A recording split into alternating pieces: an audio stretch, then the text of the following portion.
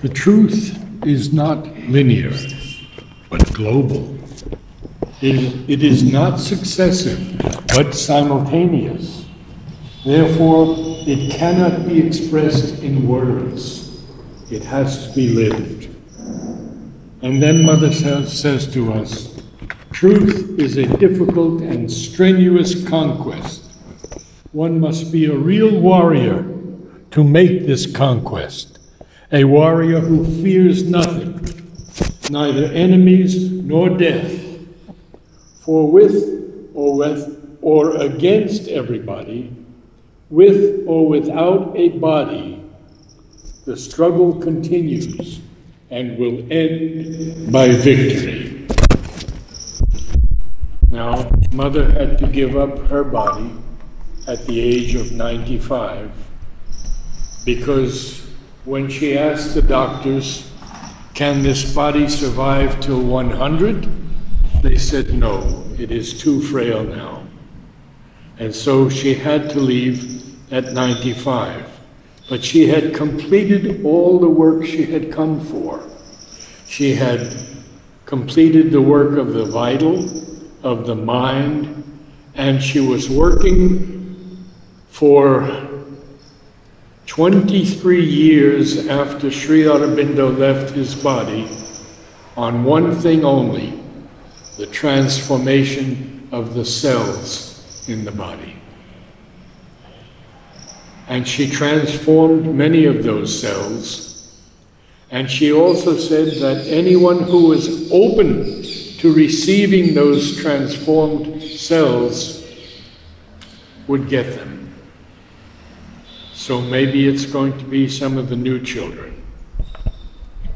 We continue with Savitri. He is the player who became the play. He is the thinker who became the thought. He is the many who was the silent one. In the symbol figures of the cosmic force, and in her living and inanimate signs, he explores the ceaseless miracle of himself. So all through this life that we are living, and the thousands of lives that we lived before, the divine is with us. He is, we can say, playing a game. In India we call it Leela, and exploring this ceaseless miracle of himself.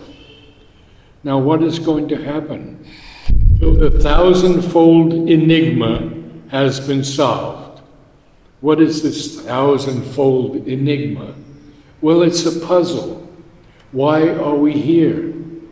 Why did we take birth from the purity of the heavens to come down here where there's pain and suffering and death? That's the thousandfold enigma. In the single light of an all-witnessing soul. Now we'll continue a little bit because this is so beautiful. For love of her, this was his compact with his mighty mate. So in India we have two terms. We have the term of the Purusha and the term of the Prakriti.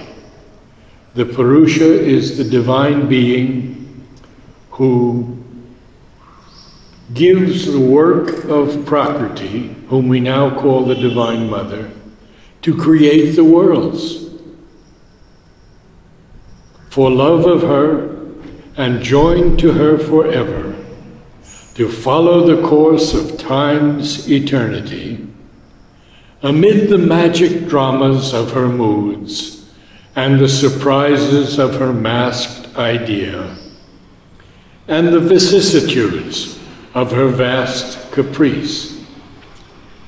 So when the Divine Mother, Prakriti, creatrix, descends from the heights, she has to limit herself, and she becomes nature, Mother Nature, Gaia we can call her. And as Mother Nature, She is always creating and destroying things. She destroyed all the dinosaurs to create new animals and new animal natures. And she has these vicissitudes. The word vicissitudes means changing phases or conditions of her creativity, and then of her vast caprice, because she's unpredictable in what she's going to do. We see now there are plants, and in between plants and animals, there are carnivorous plants. It's an evolution from the animal to man, from man to the eventual Superman. And we'll go to the next page now.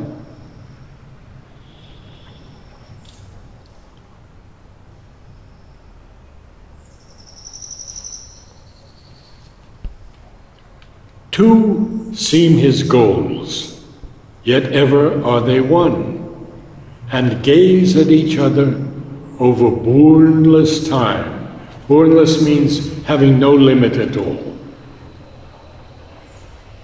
Spirit and matter are their end and source. So the work of the divine is to bring the full spirit into matter and transform matter. And spirit and matter are their end and source, the end and source of the Purusha and Prakriti. Now he says the spirit is the consciousness above mind, the Atman, or self, which is always in oneness with the divine. That's a very important note, because Sri Aurobindo has coined the phrase psychic being. The psychic being is not the soul. The soul is the Atman, or self, and it is pure, and it is our soul that is always perfect. The psychic being is the part in us that is progressing from life to life with all the discoveries we have made in each birth. And it takes those discoveries into the place of rest, which Sri Aurobindo tells us is usually only 2 years. It can be longer, Mother says, but for most people it's only 2 years before we take birth again. It's amazing. And we see that the spirit is the soul and reality of that which we sense as matter. And matter is a form and body of that which we realize as spirit. So the spirit is the crown of universal existence, and matter is its basis. The spirit is the supreme being in his infinite consciousness, and the supreme nature is the infinity of power or will of being of the spirit. So now we have to continue a little more, because a seeker of hidden meanings in life's forms, of the great mother's wide, uncharted will, and the rude enigma of her terrestrial ways, he is the explorer and the mariner on a secret inner ocean without bourne. Bourne means limit. And an enigma, of course, is the puzzle. He is the adventurer and cosmologist of a magic Earth's obscure geography. Now he's going to tell us about this. In her material order's fixed design, where all seems sure, and even when changed, the same. Even though the end is left forever unknown, and ever unstable is life's shifting flow, his paths are found for him by silent fate. As stations in the age's weltering flood, firm lands appear that tempt and stay a while. Now, what is this weltering flood? Well, it's a flood that's rolling and tossing about, surging as the sea does with its waves. So then new horizons lure the mind's advance. There comes no close to the finite's boundlessness. There is no certitude in which thought can pause, and no terminus to the soul's experience.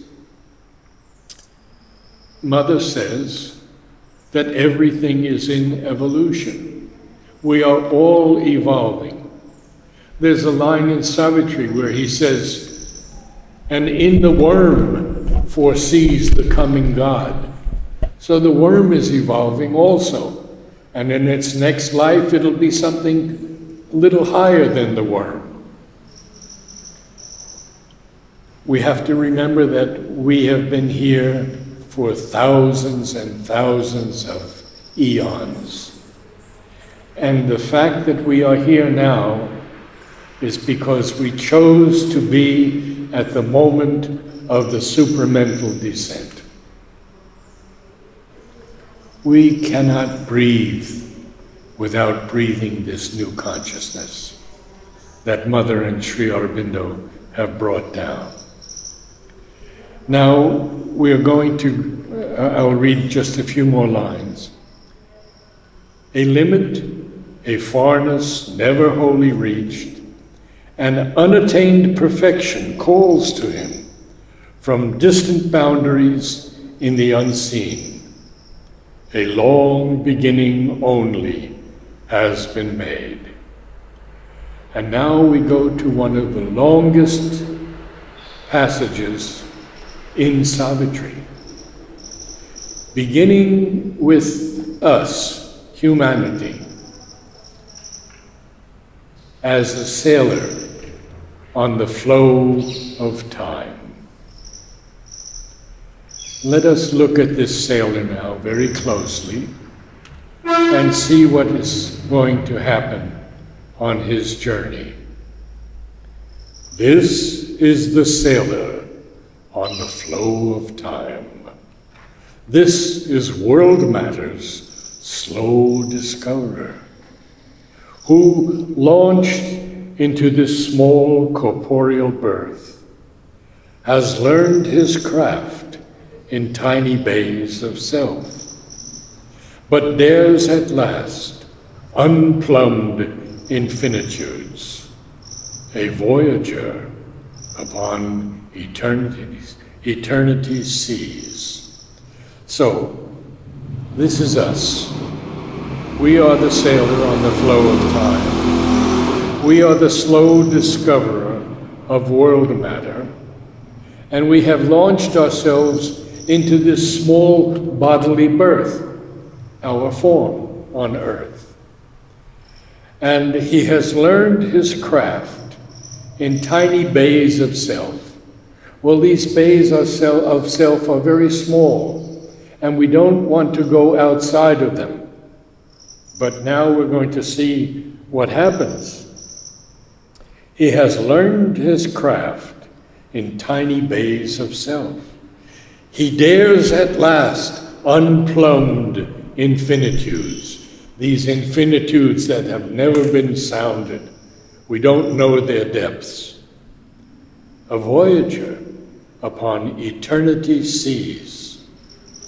In his world adventure's crude initial start, behold him, ignorant of his Godhead's force, timid initiate of its vast design.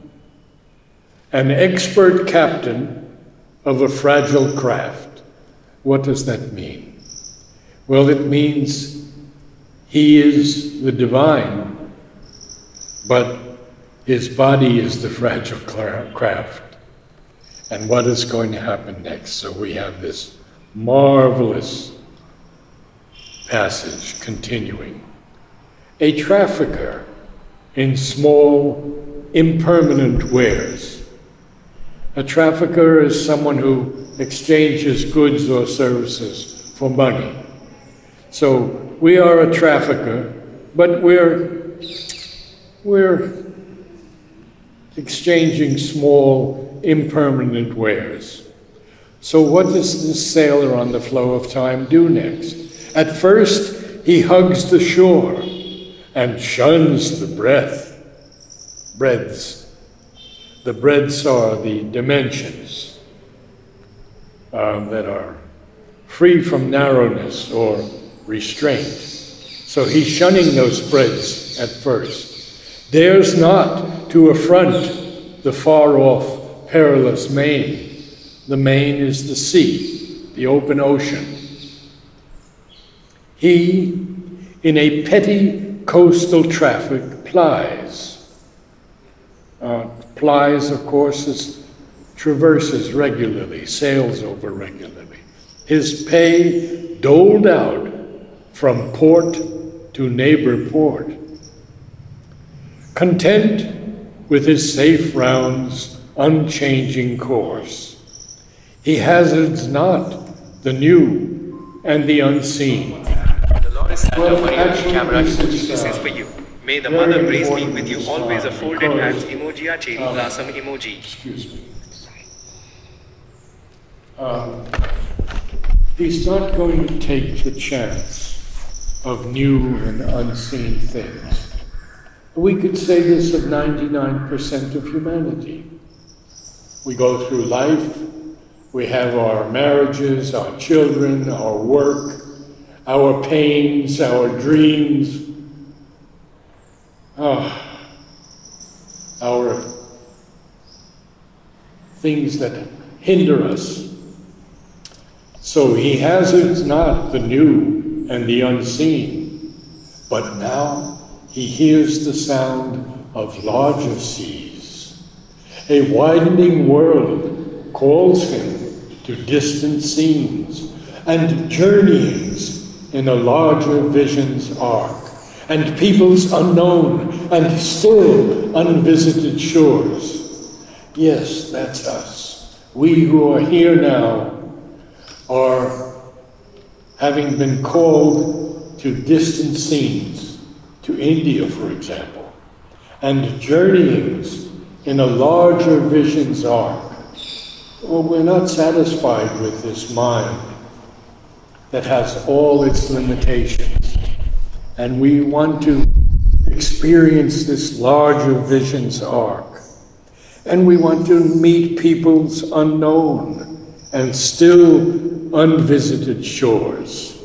Well, that seems to be very clear. We want to progress. We want to evolve into higher beings. But Sri Aurobindo is not finished with this passage yet. On a commissioned keel, his merchant hull serves the world's commerce in the riches of time. So we know what a merchant is, a shopkeeper. The keel, of course, is the structural member of a ship, and the hull is the main body of other vehicles, such as tanks. Serves the world's commerce in the riches of time. Wow.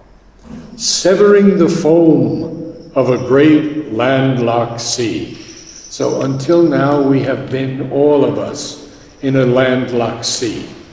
And we have not taken the chance as yet to explore, to reach unknown harbor lights in distant climes, and open markets for life's opulent arts. Now this is the sailor who is on his ship, and he has rich bales and carved statuettes, huge canvases, and even jeweled toys bought for an infant's play, and perishable products of hard toil, and transient splendors won and lost by the days. We've all experienced this. We've had a job, maybe we've experimented with our own business, with a lot of hard toil also. But we've only won transient. Transient means, of course, temporary splendors that are won and lost by the days. Now Sri Aurobindo continues, or passing through a gate of pillar rocks, venturing not yet to cross oceans unnamed, and journey into a dream of distances. He travels close to unfamiliar coasts and finds new haven in storm-troubled isles. And maybe we've moved and we found a better place to live. This is what Sri Aurobindo is telling us in our inner exploration as we go through the world. Or guided by a sure compass in his thought, he plunges through a bright haze that hides the stars, steering on the trade routes of ignorance. His prow pushes towards undiscovered shores. He chances on unimagined continents, a seeker of the islands of the blessed. And perhaps Auroville is that island for us, or the ashram. He leaves the last lands, crosses the ultimate seas. He turns to eternal things, his symbol quest.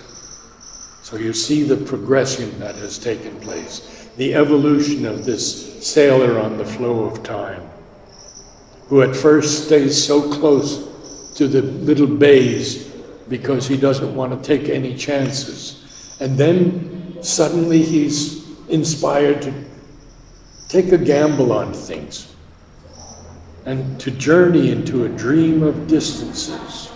He travels close to unfamiliar coasts and finds new haven in storm-troubled isles, or guided by a sure compass in his thought, in his higher mind, he plunges through a bright haze that hides the stars, steering on the trade routes of ignorance. So he's still in the ignorance, still steering on the trade routes of ignorance.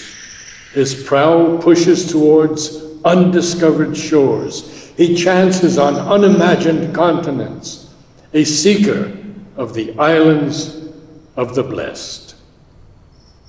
He leaves the last lands, crosses the ultimate seas.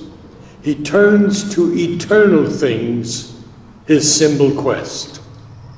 Semicolon.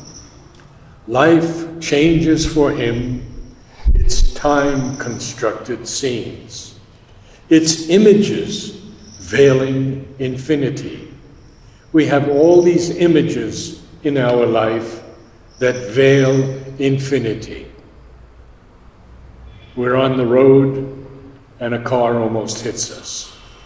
We travel in the Pondicherry traffic. It's becoming Auroville traffic now too in some ways. So, he turns to eternal things, his symbol quest. Life changes for him, its time-constructed scenes, its images veiling infinity. Earth's borders recede, and the terrestrial air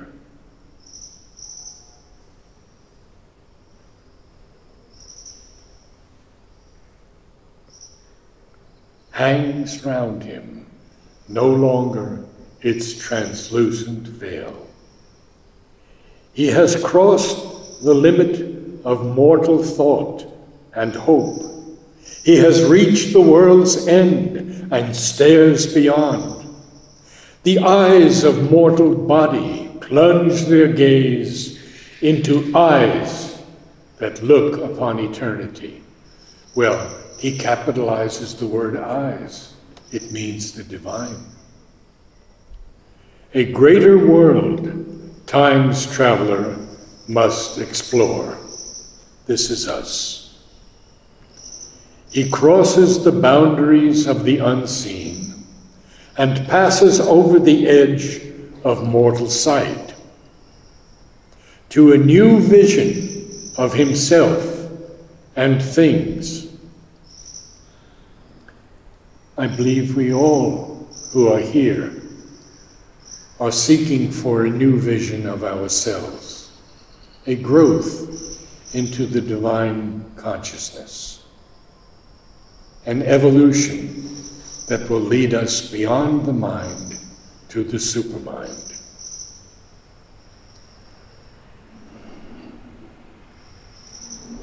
A greater world, time's traveler must explore.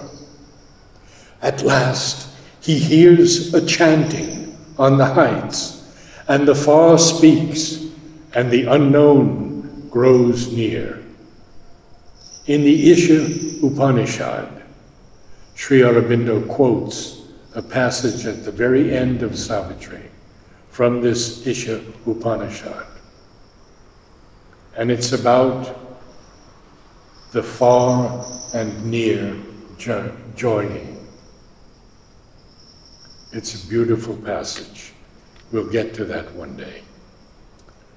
He is a spirit in an unfinished world that knows him not and cannot know itself. This world doesn't know us. It doesn't know why we're here. It doesn't know itself. We have wars, we have conflicts, we have all kinds of monetary problems. We don't have a unity, we don't have a harmony in this world, which is why we are here, to create that. And that's the Om choir that's coming next at 5:30. He is a spirit in an unfinished world that knows him not and cannot know itself, : the surface symbol of his goalless quest takes deeper meanings to his inner view. His is a search of darkness for the light, of mortal life for immortality. In the vessel of an earthly embodiment, in other words, in our body, over the narrow rails of limiting sense. Of course, the rails are the horizontal members capping a bulwark. He looks out on the magic waves of time. We have to remember and go back now when we first read, "This is the sailor on the sea of time," because this is all an image based on the sea. Extraordinary. He looks out on the magic waves of time, where mind, like a moon, illumines the world's dark.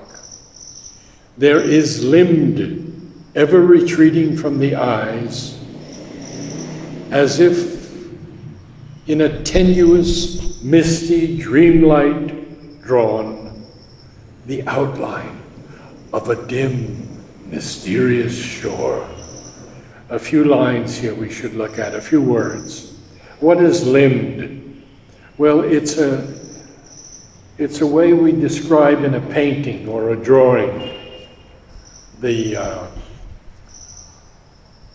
highlight or the light or color.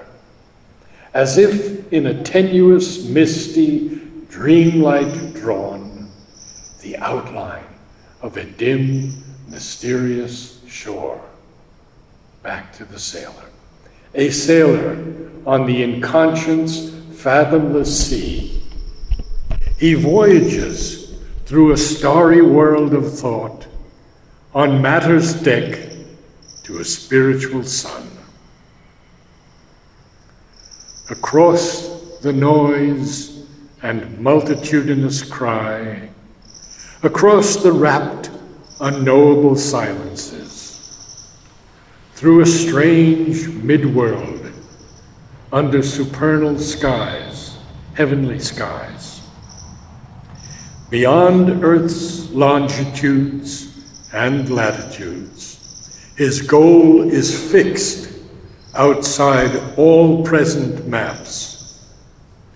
But none learns whither through the unknown he sails, or what secret mission the Great Mother gave.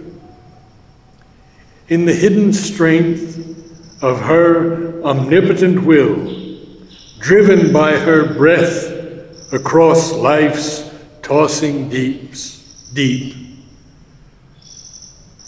through the thunder's roar and through the windless hush, through fog and mist where nothing more is seen, he carries her sealed orders in his breast.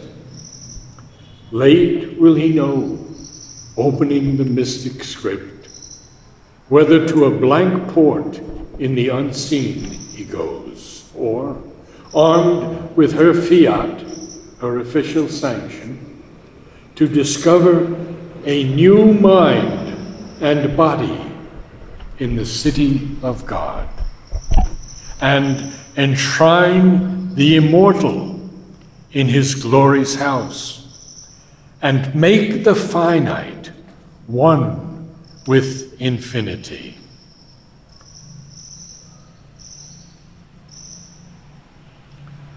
Across the salt waste of the endless years, her ocean winds impel his errant boat, the cosmic waters plashing as he goes, a rumor around him, and danger, and a call.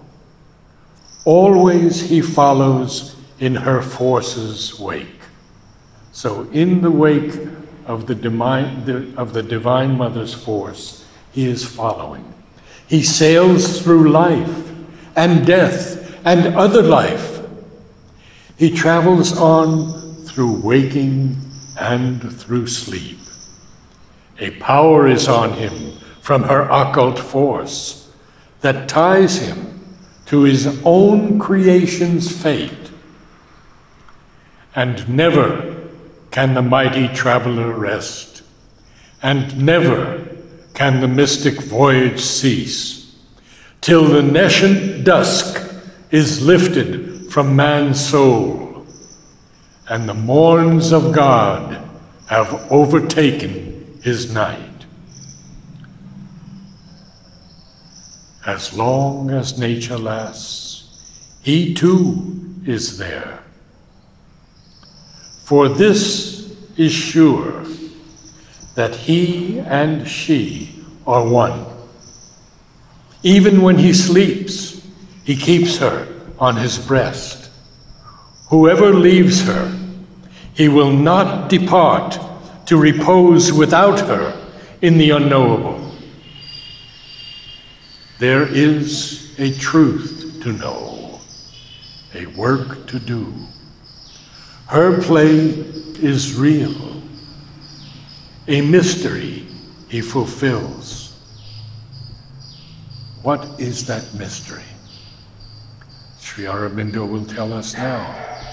There is a plan in the Mother's deep whirlwind, a purpose in her vast and random game. This ever she meant since the first dawn of life. This constant will she covered with her sport. And what is it? To evoke a person in the impersonal void, with the truth light strike Earth's massive roots of trance. Wake a dumb self in the inconscient depths. And I'm going to just pause for a moment to share a definition by Sri Aurobindo, because if you attend in the future, we will do many definitions that he has given. So here we have the word inconscient. Wake a dumb self in the inconscient depths. He says in a letter on Savitri to a disciple, the inconscient and the ignorance may be mere empty abstractions and can be dismissed as irrelevant jargon. If one has not come in collusion with them or plunged into their dark and bottomless reality, but to me they are realities, concrete powers whose resistance is present everywhere and at all times in its tremendous and boundless mass. And raise a lost power from its python sleep, that the eyes of the timeless might look out from time, and the world manifest the unveiled divine. For this he left his white infinity, and laid on the spirit the burden of the flesh, that Godhead's seed might flower in mindless space. And that is the conclusion of that long passage that began with us, the sailor on the flow of time. And that concludes our Savitri Satsang for today. We will now go into a new canto next week, Canto 5, in which Sri Aurobindo tells us of all of the things that made him grow into the avatar. And it is an incredible canto, because we learn how the divine, taking human birth, becomes the avatar.